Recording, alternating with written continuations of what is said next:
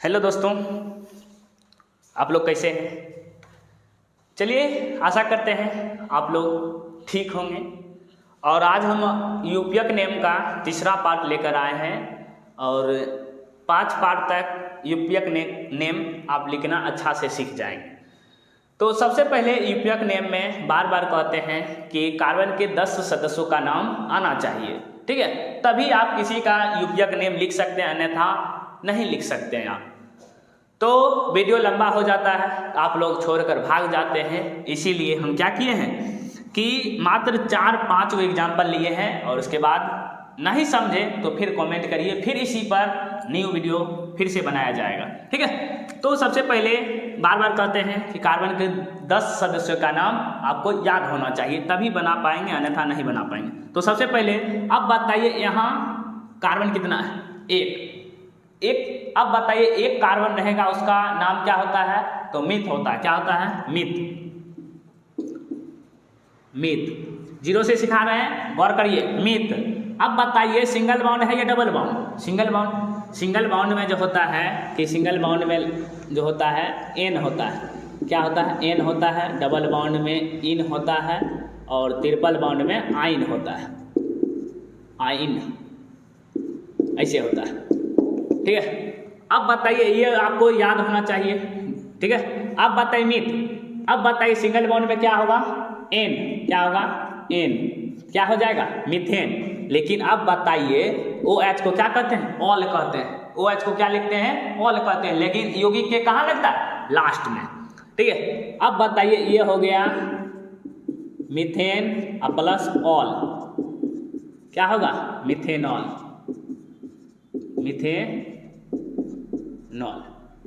ये पहला क्वेश्चन हो गया, ठीक है। अब दूसरा क्वेश्चन आ जाइए। अब बताइए 1 2 3 4 कितना कार्बन? 4। 4 को कार्बन कहते हैं ब्यूट कहते हैं। क्या कहते हैं? ब्यूट, ठीक है, ब्यूट। अब बताइए कि कौन सा बॉन्ड? Single bond. कौन सा बॉन्ड? Single bond. तो प्लस क्या हो जाएगा? एन। क्या होगा? एन। अब बताइए कि अभी क्या हो गया? ब्यूटेन। अब दोनों मिलकर क्या हो गया? ब्यूटेन, ठीक है। तो अब बताइए यहाँ क्रियात्मक समूह है नहीं, तो इसका नाम क्या हो जाएगा? ब्यूटेन। क्या हो जाएगा? ब्यूटेन। अब बताइए यहाँ क्रियात्मक समूह क्या है? Cl है, ठीक है। यहाँ श्रृंखला है लटका हुआ, ठीक है, यहाँ भी है और यहाँ भी है। तो अब बताइए इसको कहते हैं कितना कार्बन है? 1 2 3 4। कितना कार्बन है? 4। 4 कार्बन को की कहते हैं? ब्यूट कहते हैं। क्या कहते हैं? ब्यूट कहते हैं, ये जानते हैं। लेकिन ब्यूट कहते हैं, लेकिन अब बताइए कि यहाँ तो भी ऐसे। अब बताइए क्लोराइड जो होता है, क्लोरो जो होता है यौगिक के पहले लगता है। क्या लगता है? यौगिक के पहले।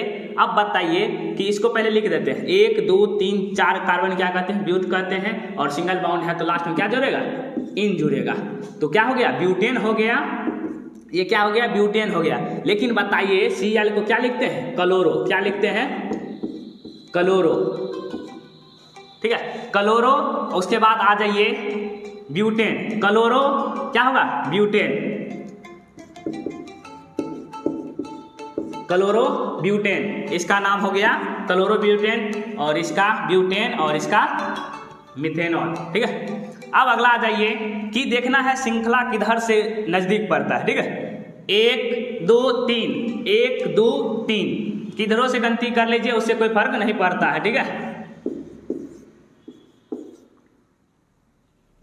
ये 4 न होगा, 4 ये 5, ठीक है। अब बताइए कि 1 2 3 और 3 नंबर पर है क्या चीज? मेथिल। क्या है? मेथिल।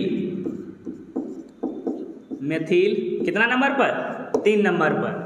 3 मेथिल हो गया, 3 मेथिल। उसके बाद वहाँ L को इल में बदला जाता, ठीक है। वहाँ जब CH4 था तो मीथेन होता था, और इसको जब इसमें बदला जाता है तो क्या होता है? मेथिल होता है, ठीक है। तो N को इल में बदला जाता है, इसलिए क्या हो गया? मेथिल हो गया, ठीक है। अब बताइए कि मेथिल 3 मेथिल क्या कार्बन? 1 2 3 4 5 कार्बन। तो 5 कार्बन क्या कहते हैं? पेंट। कौन सा बॉन्ड? Single bond. तो क्या होगा? N। तो पेंटेन हो जाएगा। 3 मिथिल पेंटेन। ठीक है, अगला देखिए 1 2 3 1 2। अब बताइए किधर से, कंफ्यूज तो आप लोग नहीं ना हो रहे? हाँ, कंफ्यूज नहीं होना है, ठीक है, कंफ्यूज नहीं होना है। तो सबसे पहले देखो कि 1 2 क्या नंबर पर, 1 2 3 ये 4 ये 5 ये 6 नंबर पर क्या हो जाएगा, मिथ। अब बताइए 2 कॉमा क्या नंबर पर है, 1 2 2 कॉमा 1 2 3 4 तो 4। अब CH4 को क्या कहते हैं, मिथाइल कहते हैं। क्या कहते हैं, CH2 को क्या कहते हैं, मिथाइल। उसके बाद बताइए क्या कार्बन, 1 2 3 4 5 6 तो 6 को क्या कहते हैं, हेक्स कहते हैं, हेक्स। अब कौन सा बॉन्ड, सिंगल बॉन्ड तो हेक्सेन। तो 2,4 मिथाइल हेक्सेन। आशा करते हैं कि आप लोग को समझ में आ जाएगा, ठीक है, आ गया होगा। और फिर मिलते हैं नेक्स्ट वीडियो में।